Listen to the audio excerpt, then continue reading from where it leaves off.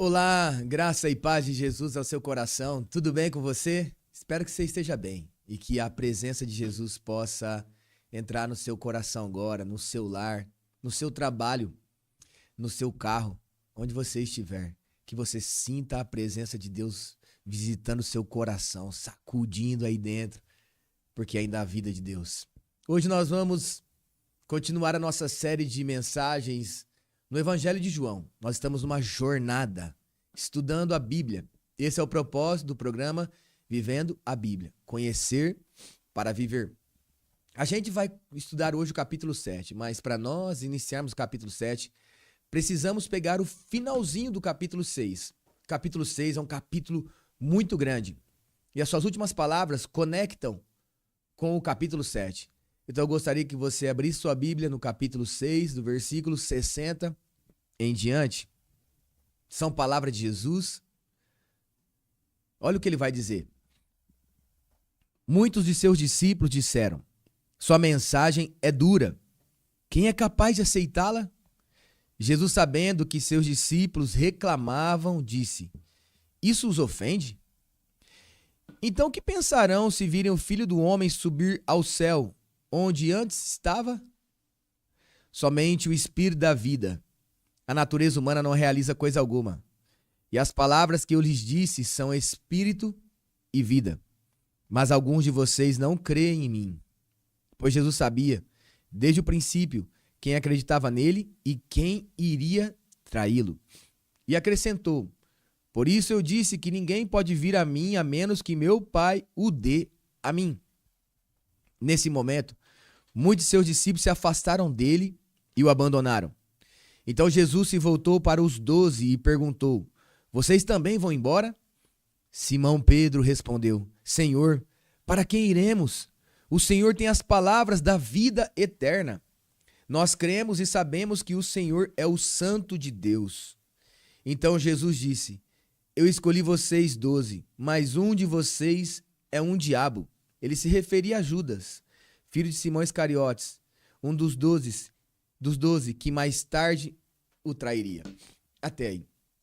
Olha só, capítulo 6, versículo 60, começa dizendo que os discípulos de Jesus que acompanharam ele, disseram: sua mensagem é muito dura.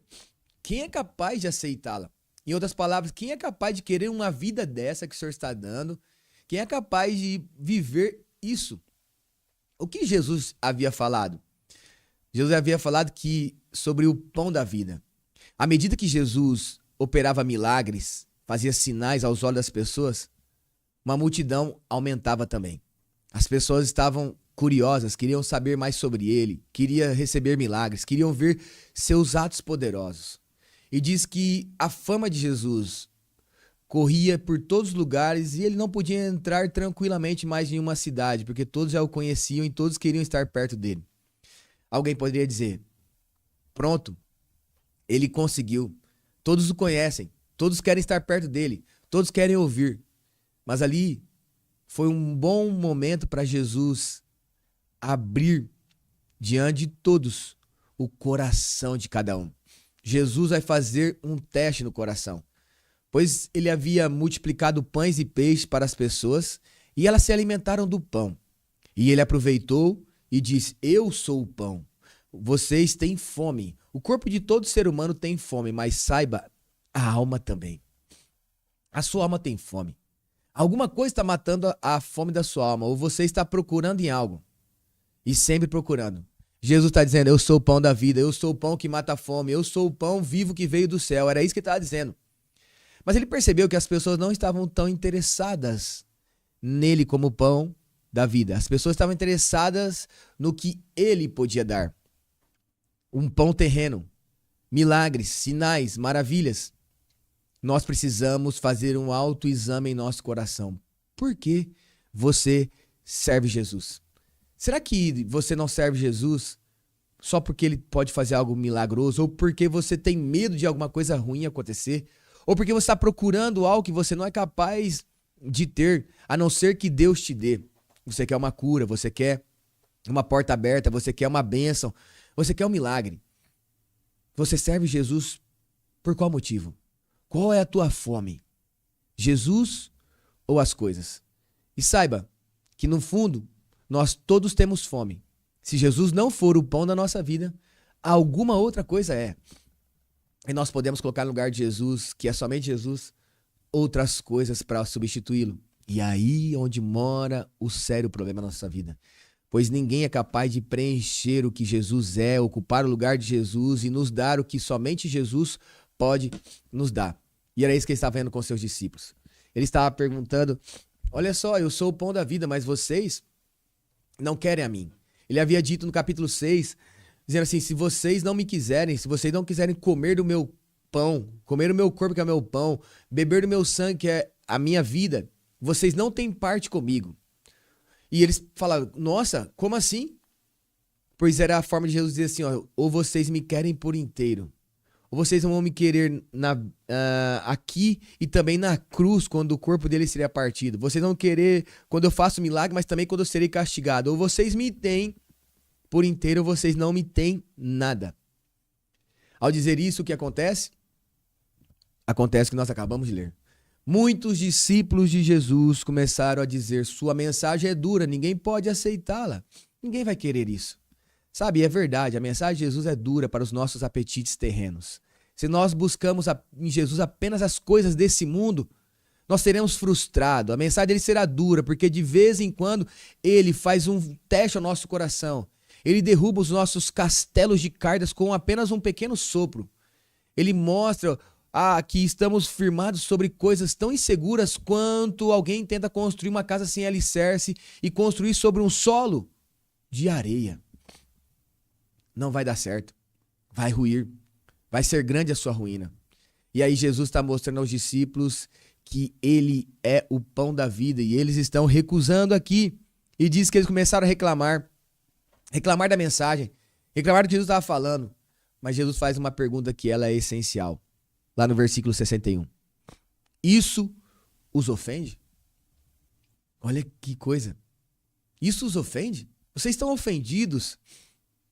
Porque eu disse que se vocês não me tiverem por inteiro, se vocês não se alimentarem de mim, se eu não for o pão da vida de vocês, vocês não terão a mim. Eu não sou nada para vocês. Ou vocês me têm por inteiro ou vocês não me têm por nada. Isso ofende vocês? Ofende, sabe por quê? A mensagem de Jesus, ela é ofensiva. Se não fosse, ele não seria crucificado. Imagina só se Jesus dissesse apenas o que nós gostaríamos de ouvir, o que as pessoas gostariam de ouvir, sabe o que aconteceria? Até hoje ele estaria vivo, até hoje as pessoas aplaudiriam ele e ovacionariam ele como Senhor e Salvador. Mas o que acontece? Jesus é rejeitado, pois de repente ele faz um teste no nosso coração. Ou ele é o Senhor soberano, ou ele é o pão da vida, ou ele não é.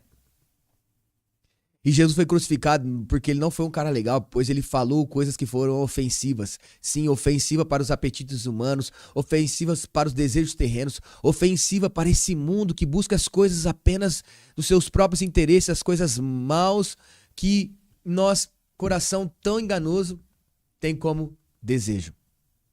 Jesus não foi um cara legal, ele foi um cara que, ao mostrar a cruz, mostrou para nós também que nós deveríamos estar crucificados com ele. Isso é ofensivo. É tão ofensivo que nós, que temos corações caídos, que buscam apenas coisas desse mundo, mas Jesus vai dizer assim, ó, lá no versículo de número 62. Então o que vocês vão pensar se o Filho do Homem subir ao céu, onde estava antes? E como que Jesus vai subir ao céu? Na cruz. Por causa da cruz ele sobe ao céu. É a cruz que o levará, ele vai morrer na cruz. Então, falando, o que vocês vão pensar quando vocês me verem crucificado? Aí ele diz, somente o Espírito da vida. Ele está dizendo assim, a vida espiritual somente o Espírito Santo pode dar. Eu e você jamais podemos desejar as coisas de Deus se o Espírito não nos ajudar. Na verdade, nós somos como essa multidão, dizemos assim, nós estamos virando as costas e indo embora. Abandonamos Jesus. Porque nós queremos as coisas nossas. Ou ele faz as coisas do nosso jeito, ou não. E a Bíblia diz que as multidões começaram a virar as costas e abandonar. E abandonar não é só virar as costas e dizer, até. Abandonar é dizer, nunca diga que nós tivemos parte com você, Jesus. Se alguém perguntar do Senhor para nós, nós nunca daremos nenhuma informação. Nós não queremos ter nenhuma ligação, nós não queremos ser lembrados em nada com o Senhor. palavras duras a Jesus. Isso acontece. Sabe por quê? Porque de repente vê Jesus como a mensagem do céu ele é ofensiva para esse mundo. Para esse mundo mal, o céu é ofensivo, pois ele é o oposto. E tudo que é oposto é inimigo, é contraditório. É o oposto. E Jesus, ele dá o pão, ele multiplica os nossos pães. Mas a gente diz, olha, eu queria que o Senhor multiplicasse os pães, mas não me peça para dividir o pão com alguém. Isso é ofensivo. Porque vai fazer no nosso coração, que às vezes é egoísta, avarento, ter que ser generoso, compartilhar. Senhor, eu quero apenas um milagre, mas não me peça nada mais do que isso, pois eu não... Ele vai pedir, ele vai te dar um milagre, mas ele vai dizer, eu quero a tua vida. Jesus, eu quero ser perdoado, eu fiz tantas coisas erradas, pecados, que se eu contar às pessoas, a maioria delas vão depois virar as costas para mim, virar a cara para mim e fingir que eu nem existo por tamanha maldade que eu tenho. Mas aí vem Jesus, com a sua bondade nos perdoa, mas ele não para por aí, ele pede pra gente negar a nós mesmos e morrermos. Mas a gente pode falar, não, eu só queria pedir perdão pra mim ter uma vida mais em paz, zen, tranquila. Não. Ele pede muito mais. E isso é ofensivo. E por isso que as pessoas começaram a abandonar. Porque ou Jesus é tudo pra você ou não é nada. E quando as pessoas começaram a dizer não queremos nenhum elo de ligação com o Senhor, ele vira aos seus discípulos, aos 12, que eram os mais próximos, que já estavam andando com ele há um bom tempo, e pergunta aí, vocês vão embora também? Ou seja, vocês vão seguir o que eles estão fazendo? Vocês vão ser iguais a eles? Aí diz que Pedro, como porta-voz, disse, versículo de número 68. Senhor, para quem iremos? O Senhor tem as palavras da vida eterna. Pedro está dizendo, Senhor, nós podemos procurar no mundo inteiro palavras como as suas. Ofensiva demais para o nosso mundo, mas que nos dá vida. Poderosa demais para a nossa mentalidade, mas é o que nos transforma. Nós encontramos no Senhor o que nós procuramos a vida toda. Está no Senhor. E nós sabemos que precisamos dar a nossa vida para receber isso. Então diz que Pedro falou, Senhor, o Senhor tem as palavras da vida eterna. Não apenas dessa pequena e curta vida. Não apenas de uma vida voltada para si mesmo. Da vida eterna. E a maneira de Jesus dar a vida eterna é morrer sacrificialmente. Morrer por nós. Entregar sua vida por nós. Trocar de lugar, indo para a cruz em nosso lugar. Dar o lugar dele, que é o direito de honra à direita do Pai. É isso. Para nós segui-lo, devemos também morrer, dar a nossa vida. Para receber uma vida que é muito maior do que a nossa. Uma vida que nós não podemos contabilizar, pois ela é eterna e não sabemos a dimensão, nós temos uma compreensão. Mas o que o olho não viu, o ouvido não ouviu, o coração jamais sentiu, o que Deus tem reservado para aqueles que o amam. É isso. Lá está Pedro dizendo, nós encontramos no Senhor a palavra. Aquela palavra que nos transforma. E por isso nós estamos te seguindo. Porque o Senhor tem a vida eterna. E é isso. Muitos procuram apenas a vida desse mundo. A sua própria vida. E Jesus aparece que é apenas alguém que pode fazer algo bom, um milagreiro, um mestre ensinador, um conselheiro, mas ele não é só isso. Ele tem essas características, mas ele é Senhor e Salvador. Ele tem o nome que está acima de todo nome. Ele é o único e suficiente Salvador. Todos os outros são mentirosos, não existem, pois em Deus nós temos Cristo. Ele está à direita de Deus Pai intercedendo por nós. Nós não temos mais ninguém a não ser Cristo. E agradou ao Pai dar a ele o nome que está acima de todo nome, para que todo joelho no céu, na terra e debaixo da terra se dobre ante a Jesus e confesse que Jesus é Senhor, e isso renderá glória a Deus o Pai, pois essa foi a obra que Deus deixou para nós. Muitos discípulos abandonaram Jesus, se sentiram ofendidos, mas aqueles que creem e buscam em Cristo a vida eterna se sentiram abraçados e acolhidos. Agora vamos ao capítulo 7. Vai dizer assim, depois disso, depois de tudo isso, Jesus viajou para a Galileia. Queria ficar longe da Judéia, onde líderes religiosos planejavam matá-lo. Logo, porém, chegou o tempo da celebração judaica chamada Festa das Cabanas. E os irmãos de Jesus lhe disseram, saia daqui e vá à Judéia, onde seus seguidores poderão ver os milagres que realiza. Você não se tornará famoso escondendo-se dessa forma. Se você pode fazer coisas tão maravilhosas, mostre-se ao mundo, pois nem mesmo seus irmãos criam nele. Jesus respondeu: agora não é o momento certo de eu ir, mas vocês podem ir a qualquer hora. O mundo não pode odiá-los, mas a mim ele o odeia, pois eu o acuso de fazer o mal. Vão vocês, eu ainda não irei a essa festa, pois o meu tempo ainda não chegou. Tendo dito isto, permaneceu na Galileia. Agora Jesus está ali na Galileia, onde ele decide tirar um tempo, pois os líderes judeus estavam procurando matá-lo. Jesus estava vivendo sob ameaça de morte. Pela sua mensagem, pela sua vida e testemunha de Deus e pelos seus ensinamentos. Uns recusavam, outros abandonavam, outros negavam, mas alguns queriam matá-lo. Ele diz que ele está ali na casa e seus irmãos estão com ele. Havia chegado o tempo da festa das cabanas, ou em algumas outras traduções bíblicas, festa dos tabernáculos. É a mesma, festa das cabanas ou festa dos tabernáculos. É o mesmo, era uma festa que durava 7 dias. Ela devia ser celebrada apenas lá em Jerusalém, na cidade. Era uma das principais festas do povo de Deus, pois essa festa relembrava o tempo da peregrinação no deserto, quando Deus libertou o seu povo lá no Egito por meio de Moisés e os conduziu à terra prometida. No caminho eles viveram em deserto durante anos e precisavam morar em cabanas, em tendas, em pequenos tabernáculos. Então, nesse período da festa das cabanas que eles estavam celebrando, eles ficavam 7 dias vivendo em cabanas para relembrar o que Deus fez por eles, como eles viviam. Era uma forma deles trazer a memória, ensinar aos seus filhos, às pessoas do tempo presente, o porquê deles viver uma vida preciosa, desfrutar de uma terra de promessas. Foi porque Deus conduziu-os com um braço forte. Eles estavam relembrando quem Deus era. A nação de Israel tem um Deus, um Senhor, um soberano. E eles serviam. Então, era essa festa. Eles iam ficar 7 dias vivendo em cabanas feitas de folhagem. E estava prestes a iniciar essa festa. Jesus falou: não vou subir. Mas seus irmãos estão tentando dizer a ele assim, ó, você precisa fazer alguma coisa, você precisa se mostrar ao mundo. Se você procura ser famoso, você tem que fazer algo, você faz coisas maravilhosas e incríveis, então vai lá, mostre-se às pessoas. Mas a Bíblia diz algo que é surpreendente. Nem mesmo os irmãos de Jesus criam nele. Primeira coisa, Jesus tinha irmãos de carne.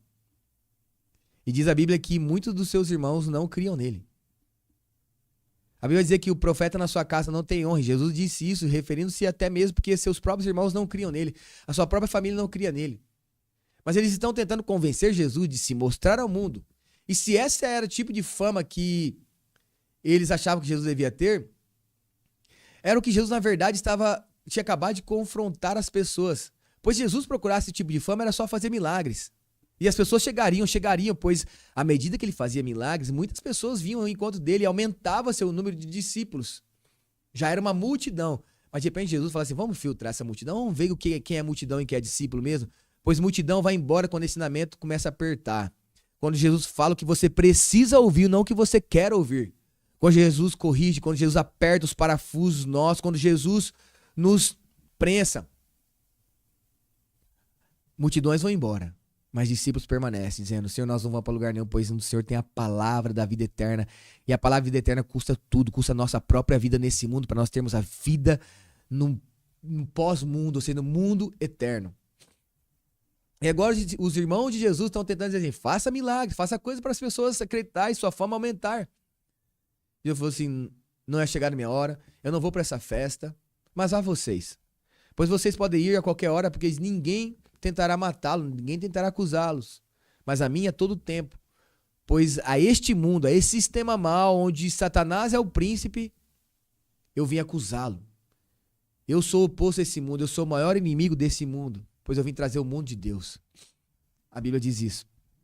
Mas a história no decorrer do capítulo 7 vai dizer que depois, no meio da festa, Jesus foi. Agora vamos para o versículo 37 para ver o que acontece nessa festa.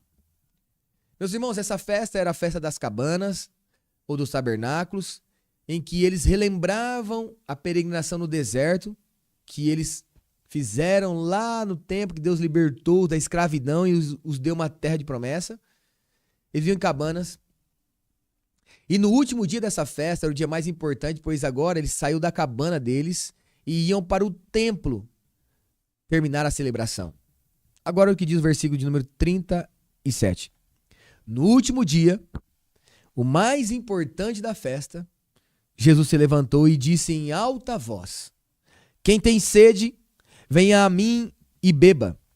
Pois as Escrituras declaram: rios de água viva brotarão do interior de quem crê em mim. Quando ele falou de água viva, estava se referindo ao Espírito que seria dado mais tarde a todos que nele crescem.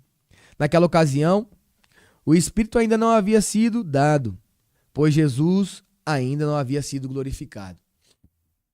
Havia chegado o último dia da festa. Lá estava Jesus. Ele vai ao templo. E no momento em que eles iam celebrar ali no templo, um ato cerimonial que havia água, porque também lá no deserto, o que acontecia? Eles não tinham água no deserto. Se nós lembrarmos a história, diz que lá em Êxodo 20, Números 20, Deus fez brotar água no deserto por meio das rochas. Eles tocavam na rocha, Moisés tocava na rocha, feria a rocha, e a água jorrava para que todos bebessem e fossem saciados. Num deserto não há água, mas Deus dava água ao seu povo de maneira milagrosa, como Deus também alimentava o seu povo com um pão milagroso. Então, naquele momento ali da festa, eles iam fazer um cerimonial que envolvesse água, para lembrar a água que vinha da rocha. É nesse momento que Jesus se levanta perante todos, no momento mais importante, do dia mais importante da festa, que era o último dia, e diz: quem tem sede, vem a mim e beba. E Jesus está fazendo um convite. Quem tem sede, vem a mim e beba. Pois essa é a festa dos tabernáculos, relembrando o deserto. Ele agora está no momento da cerimônia em que usaria a água. Ele está se referindo a ele mesmo, pois a Bíblia vai dizer, em 1 Coríntios 10, que aquela rocha no deserto era Cristo. E todas as vezes que ela era ferida, Deus dava água para o povo matar a sua sede. Da mesma forma que Deus feriu Jesus, a rocha da nossa salvação, na cruz, e por meio dele jorrou a água da vida para todos nós bebermos, assim também o Senhor feriu lá ele no deserto. Então está Jesus fazendo essa conexão, dizendo assim: eu sou aquela água lá do deserto que vocês beberam, e agora nós estamos relembrando dela. Se vocês têm sede da água da vida, se a sua alma tem sede, se o seu coração tem sede de Deus, eu sou a água para vocês. Eu tenho a água da vida. E vocês vão beber tanto de mim que do interior de vocês vai jorrar. Vocês vão ter um rio de vida. Jesus faz um convite.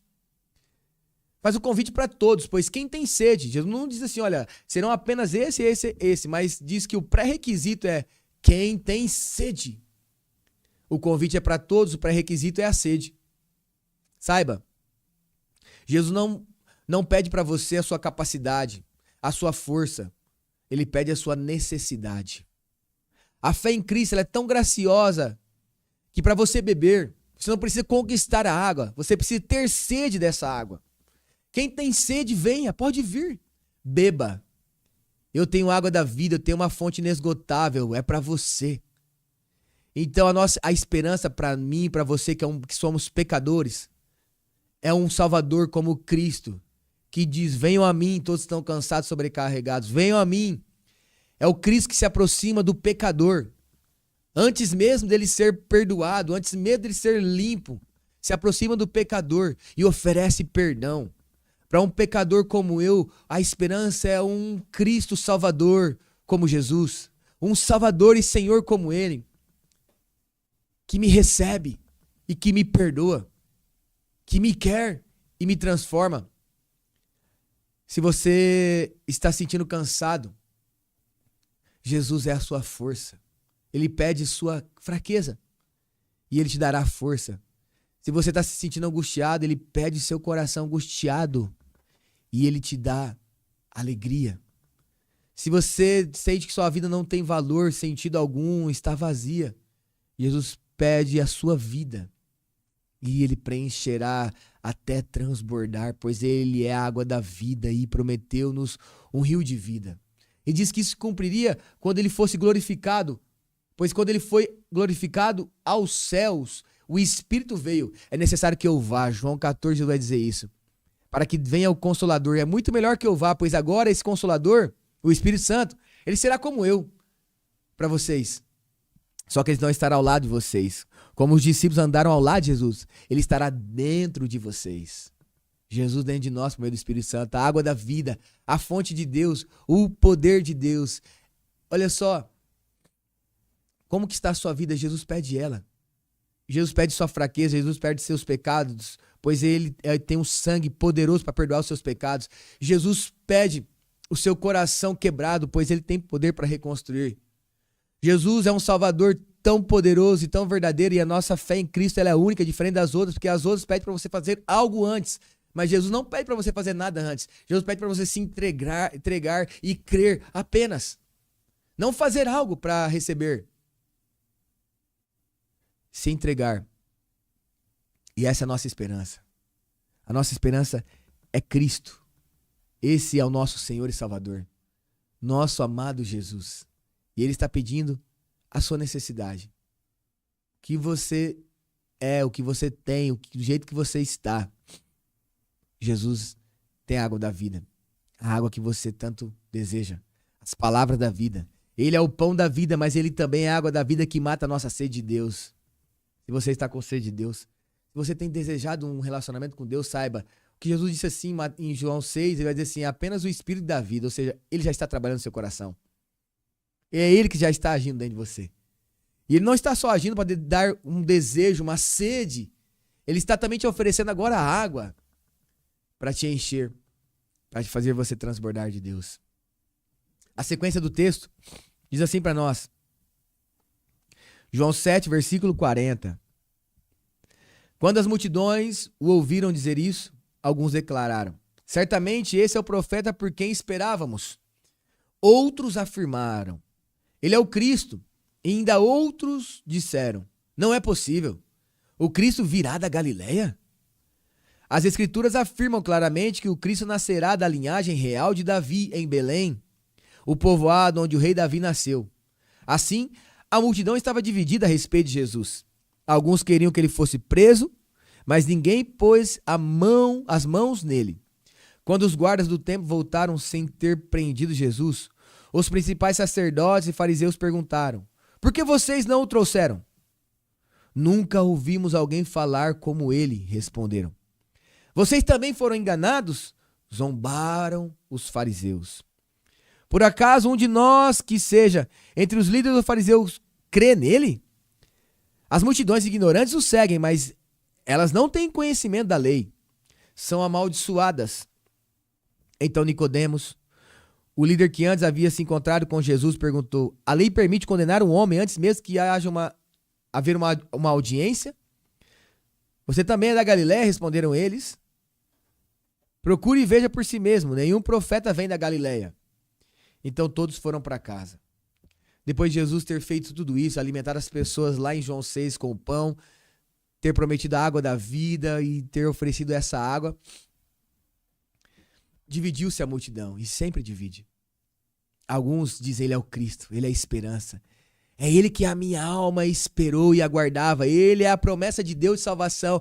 Ele é o rio da vida que eu esperei beber tanto. Ele é a água da vida. Ele é o pão que mata a minha fome. É ele que eu quero segui-lo. Mas de um outro lado, aqueles não creem. Não, ele não é o que a gente esperava. Nós jamais ouvimos alguém da Galileia. Ou ele não é o que está, os fariseus zombavam, outros zombavam, dizendo, não, como pode alguém ser como ele? Andar com pecadores, caminhar com gente ele está dizendo gente estúpida, que não conhece a lei. Gente amaldiçoada, eles falaram. Gente que eram de outros povos, que não podia nem entrar no templo. Jesus está andando com todo tipo de gente. Meu irmão, minha irmã, graças a Deus por isso. Porque Jesus andou com todo tipo de gente, pois essa é a minha e sua esperança. Você imagina se Jesus escolhesse um certo tipo de pessoas, nós estaremos lá no final da fila e sem qualquer esperança. Mas ele já andou com gente que era amaldiçoada, gente complicada, gente rejeitada, gente frustrada, pecadores, talentosos em fazer coisas erradas, gente má. Essa é a esperança, essas pessoas se rendiam, bebiam a água da vida, eram transformadas e tinham nele a esperança. Ele era o Cristo, o Salvador, o prometido. Mas para outros, Jesus será, sabe o quê? Algo descartável. Não é o que eu esperava. Ele é ofensivo demais, sim, porque, eu quero viver a minha vida, mas Jesus veio dar a vida dele, que é muito melhor do que a nossa.